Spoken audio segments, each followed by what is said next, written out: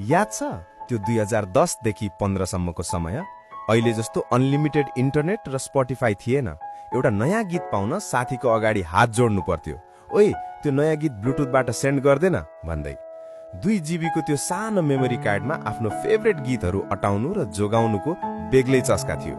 हाम्रो मोबाइलको ग्यालरी भन्दा बढी म्युजिक प्लेयरमा हाम्रो संसार अटाएको हुन्थ्यो। त्यो बेला GX16 को रातभरि या COD को भन के गरौँ बज्दा हामी कतै पटक आफ्नै दुनियाँमा हराउँथ्यौँ होला है।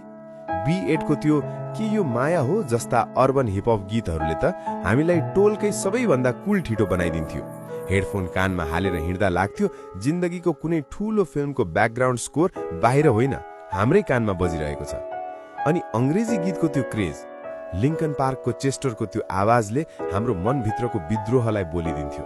एमिनेमको र्याप सुनेर आउने त्यो जोश, टेलर स्विफ्टको लभ स्टोरी र यु बिलोङ विथ मी सुनेर रोमान्टिक बन्नु, अनि ब्रुनो मार्सको just the way you are सुन्दा अनुहारमा आउने त्यो सानो मुस्कान, ग्रीन डेको 21 गन्स या बुलेवार्ड अफ ब्रोकन ड्रिम्स सुनेर कति रातहरू टोलाएरै बिताइयो होला, जसको आज कुनै हिसाब छैन।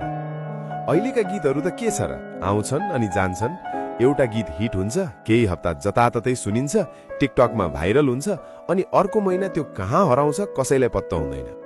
अहिलेका गीतमा भाइब त छ, तर त्यो बेलाको जस्तो दम र इमानदारी कतै हराए जस्तो लाग्छ।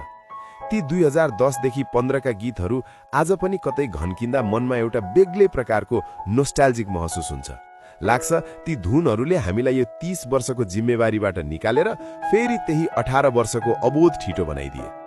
समय उही हो, गीत उस्तै छन्, तर सुन्ने मान्छे कति फेरिएछन् है।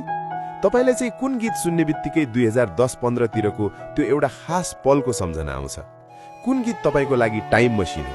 कमेन्टमा त्यो गीतको नाम लेख्नुहोस् त। आज फेरि सबै मिलेर नोस्टाल्जिक बनौँ।